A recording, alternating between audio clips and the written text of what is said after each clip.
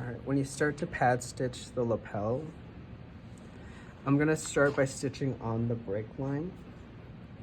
So I want as least amount of fabric in my hand as possible, in my sport hand. So I'm gonna start here by putting my needle in. I'm gonna work a little bit away from the edge of the canvas because we have to clip it once we're done. Because the lapel will kind of grow past the tailor's marks that we have in that jacket front. So I'm gonna start by going down. I want my stitches to be kind of small, so they're gonna be 3/8 of an inch in length. And underneath, I'm only grabbing just a couple of yarns of the fashion fabric. I don't want any more to be shown. I don't want anyone to see like thread on the right side of the fabric because that's gonna be there for the life of the garment. So my pad stitches will be fairly small at this point. And it doesn't matter if you start from the top or the bottom here. Let's see.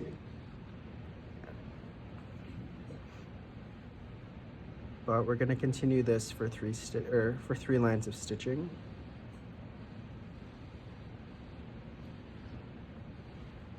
So down.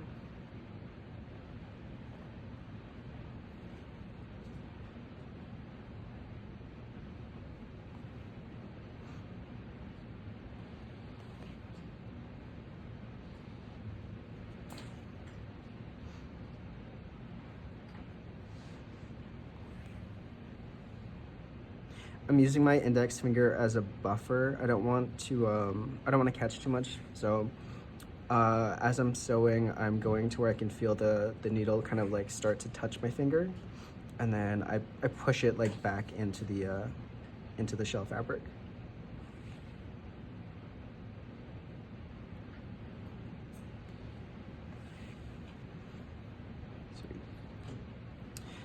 At this point, if your basting is in the way like it is right here, I don't know if that's showing up on camera,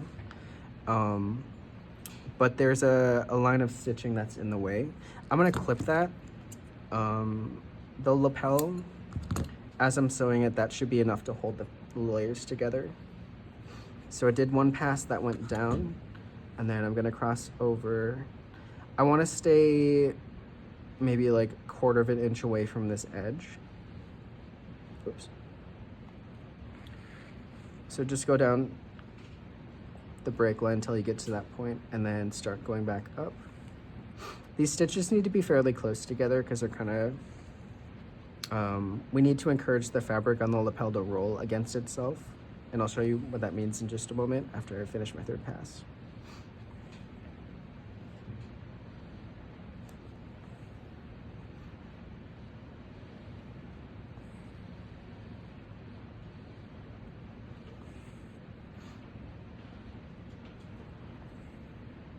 If you have a thimble, this is like the perfect time to use it because your fingers will start to feel fatigued and you won't want to continue stitching because it'll start to hurt. So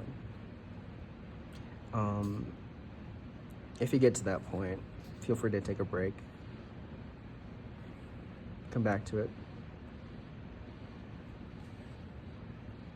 Yeah, up here I'm gonna clip into that basting stitch.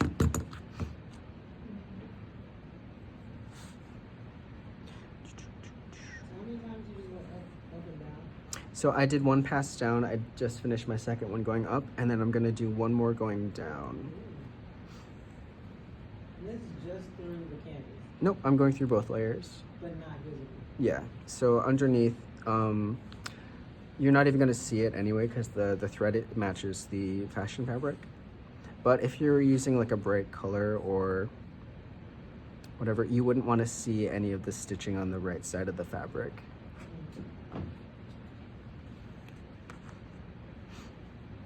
And it's totally okay if you do take like a larger stitch across. It won't be the end of the world. Just will show up in the garment.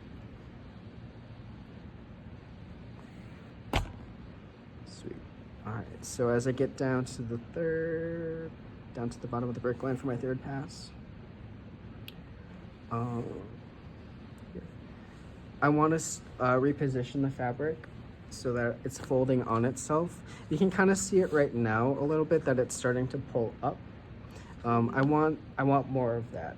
So with my finger, I'm just extending my index finger out, and that's going to kind of help encourage that shape to roll on itself.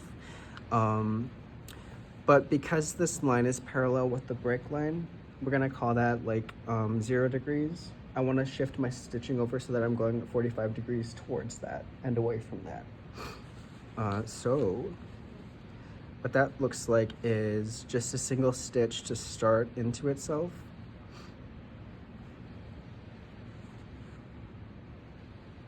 And then I'm gonna carry one down toward away from my break line. Carry it up on itself. Yeah. Oh wait, which one? This one?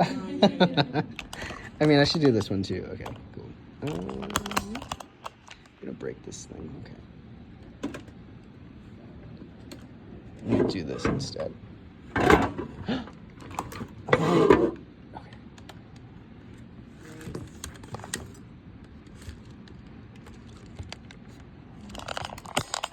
Oh my goodness. Is this what streamers have to go through? Probably. I hate it.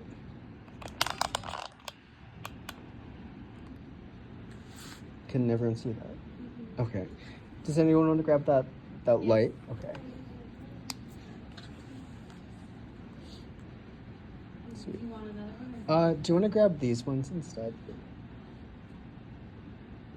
Yeah, I think that should be good. Is that good? I think it looks good up here. Okay. Do we need to refocus? Is it blurry for everybody? It's fine. Okay, cool. All right. So because these lapels are kind of small, we won't be doing a lot of stitches, and that's totally fine. But again, we need to start encouraging this fabric to roll on itself. So here I'm going in just a little bit, down a little bit.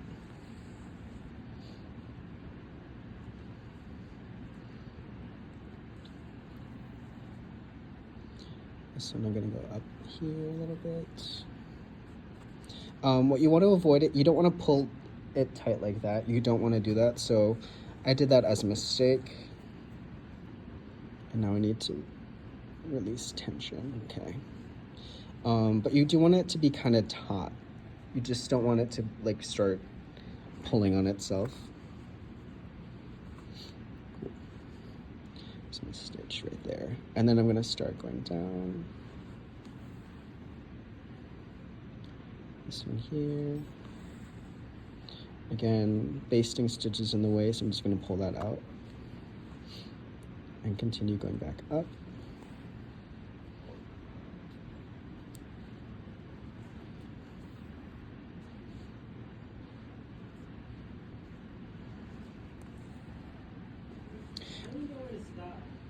Oh, I'm using this stitching line here as my stopping point.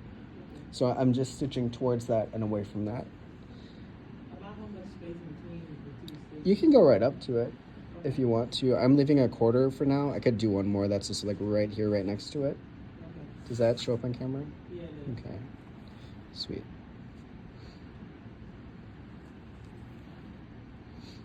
Continue going down, 45-degree angle. Whoops. And then do you see I'm starting, there's too much spacing here. I'm gonna take those stitches out really quick. Just because that is not working for me. I'm sorry. It's okay.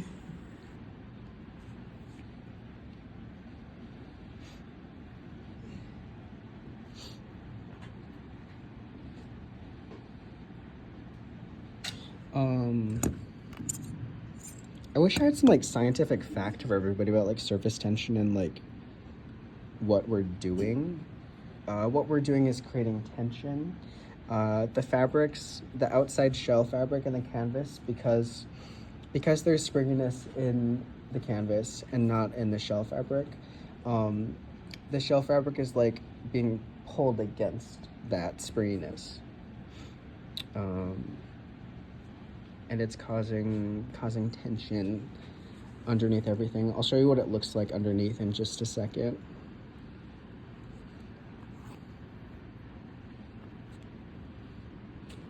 I'll just go this way.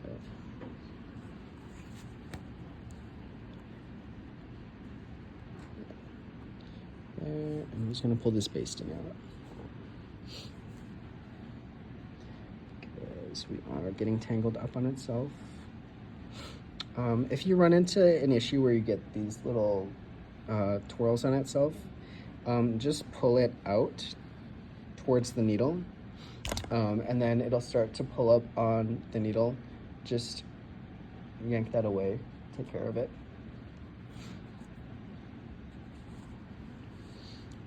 So I'm going to continue. Cross over.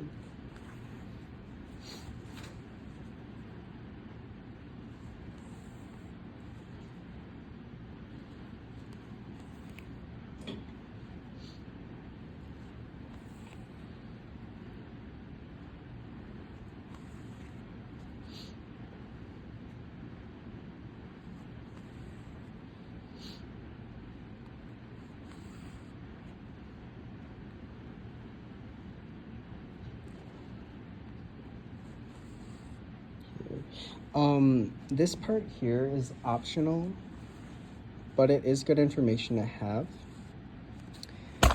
If like, do you see how it's like kind of lifting? Yeah. So I want more of that. So because I have a little triangle here, does anyone have chalk, like a colored chalk?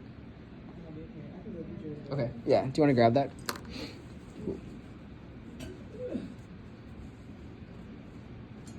You still pad stitching? Yep. So this is pad stitching through the canvas and through the shell fabric. So we did pad stitching here. That was just to connect the layers. So there's no tension in here at all because it's a flat surface. But here, do you want to do this with your hands really quick? Okay. So curve your bottom hand and then curve the one on the top. The top part will get a lot smaller. If they start the same, what am I trying to say? How do I describe this? Okay. Thank you. We're working with two different surface areas over a circumference, over a circle. If we're doing two layers that are the same size, the layer on top will be smaller than the layer on the bottom. Does that make sense? It's like a collar. Yes. Yeah. Yeah. What's that? Like it'll be like stretched more? Yes, so there's more circumference as it gets closer to the curve, and if it's further away from the curve, there's less circumference. So, what the canvas is doing, there's less circumference than there is on the fashion fabric. Yeah. So, we're building a permanent like shape into the fabric. But when you get to this point here, this little triangle area here, I want that to have even more roll into it. So because I did a 45-degree here, I want to do one more to do a 90-degree against it. So another 45-degree angle. So I'm going to reposition my fabric again, and using this line, I'm going to start to build towards that. And then away from that, cross over. So this is just creating more of a curve like in the fabric and the canvas. Pull that out of the way. So here, I'm gonna bring it down just one.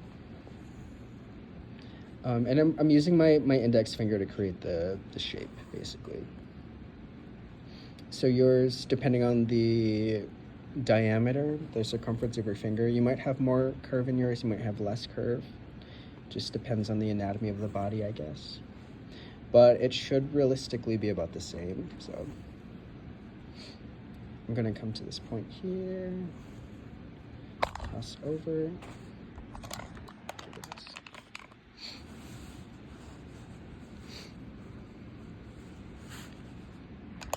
I might have to redo this video. It's all over the place. I'll do that tonight, I think, and then upload that.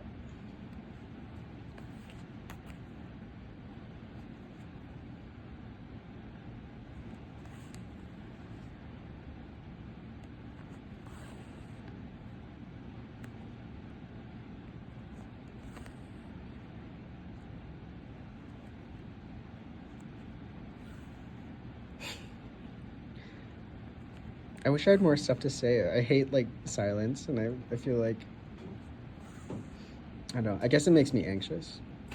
Is that weird? No, it's not weird. Okay. Cool. Actually, when you're watching these videos, it's the silence sometimes is helpful in between, so Mm. that you don't feel like you're missing something and have to keep pausing and rewinding. So it's actually fun. Okay. Yeah. All right. This little flap here should be totally fine. We're gonna clip it away.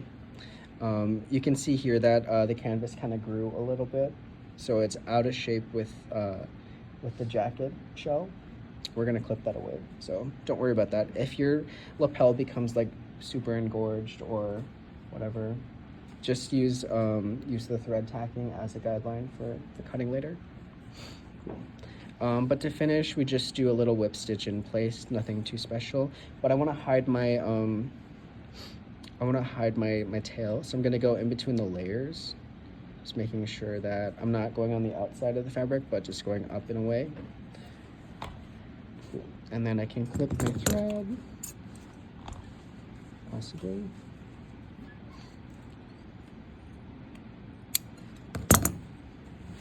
And then I can just lose that in between the layers. So what I'm left with is this. This little flappy thing. The hallmark of a correct lapel is this bubble shaping here. So that's what you want to find in your fabric. On the outside, it'll look kind of like rough and weird, like ripples everywhere. That's what we want. We want it to be ugly. We want it to be, misshapen, because we can fix that with an iron in just a second. So if I hold it up, exactly, yes. So the reason that we don't cut the facing yet is because we don't know what the fabric and the canvas is going to do.